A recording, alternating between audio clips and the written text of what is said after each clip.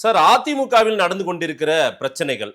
இன்றைக்கு மாவட்ட செயலாளர்கள் கூட்டத்தை அதிமுகவின் தலைமை அலுவலகத்தில் திரு எடப்பாடி பழனிசாமி தலைமையில் நடந்து முடிந்திருக்கிறது.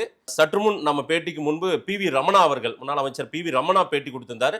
80 மாவட்ட செயலாளர்கள் பங்கேற்றதா சொல்றாரு. எத்தனை மாவட்ட செயலாளர்கள் அவங்க பங்கேற்றிருக்காங்கன்னு அவங்க சொல்ற கணக்கை நம்ம ஏற்றுக்கொள்ள முடியுமா?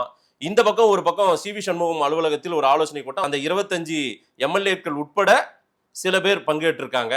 யார் யார் எந்த பக்கம் இருக்காங்க? ஒரு பக்கம் செம்மலை மூத்த தலைவர், அவர் கட்சியிலிருந்தே விலகி இருக்காரு. என்ன நடந்துட்டு இருக்கு அதிமுகவில்? அண்ணா திராவிட முன்னேற்றக் கழகத்திற்கு இது ஒரு சோதனை காலம்.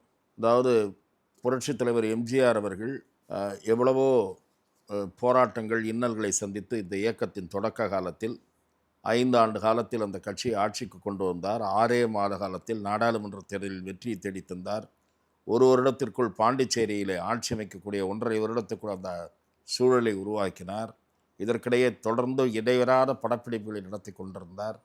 இதெல்லாம் கடந்த கால சம்பவங்களை எல்லாம் 2 தினங்களுக்கு முன் அண்ணா திராவிட முன்னேற்றக் கழகத்தினுடைய பழைய நிர்வாகிகள், எம்ஜிஆரோடு மிக நெருங்கி பழகியவர்கள் என்னிடத்தில் அசை போட்டு இன்றைக்கு ஏற்பட்டிருக்கக்கூடிய இந்த சூழல் அதிமுகவை வேகமாக வீழ்ச்சி பாதைக்கு கொண்டு சென்று கொண்டிருக்கிறது என்று வருத்தப்பட்டார்கள்.